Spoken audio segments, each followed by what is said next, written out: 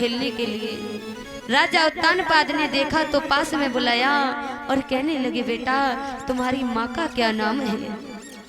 तो बच्चे ने कहा है, मेरी माँ का नाम सुनीति है। महाराज सोचने लगी, ये तो मेरा ही बेटा है। आज बेटा को गोदी में बैठा लिया।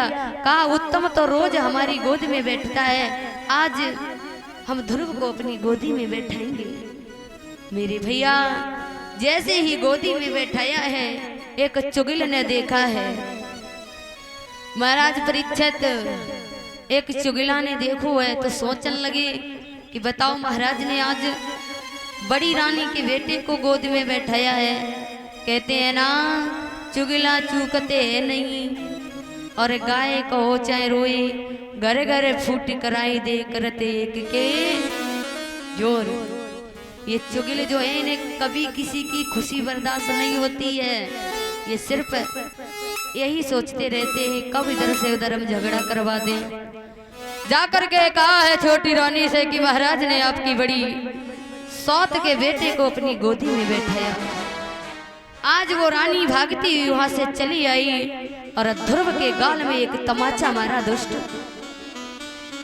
अगर महाराज की गोदी में बैठना है तो जाकर के जब दोबारा जन्म लेना तो हमारी कोख से जन्म लेना, तब जाकर के महाराज की गोदी में बैठने को नसीब होगा।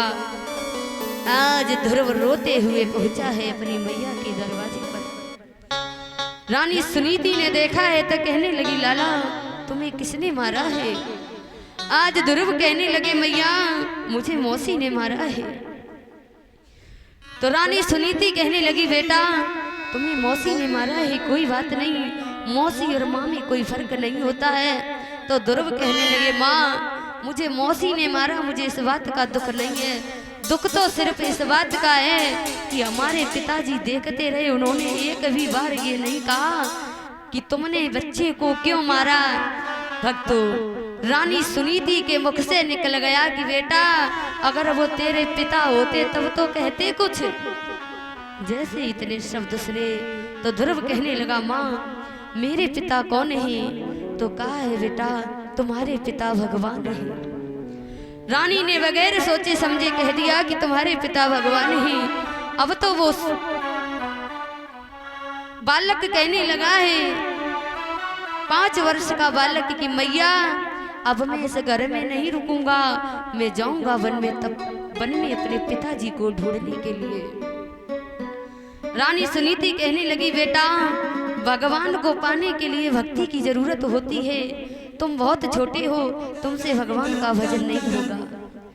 ध्रुव कहने लगे, माँ मैं जा रहा हूँ भगवान की भक्ति करने के लिए।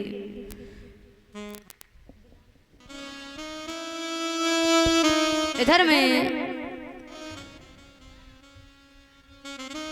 कहा है, मैया मैं अब नहीं रुकूंगा, मैं भगवान का भजन करने के लिए जाऊंगा। और काजल बहन जरा इधर आना।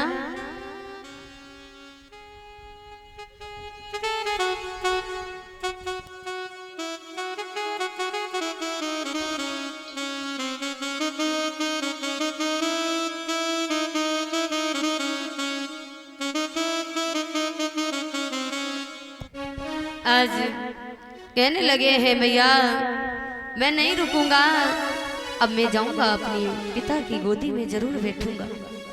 आइए एक मीठी मीठी तालियां बजा करके भगवान का भजन बोलेंगे सभी लोग।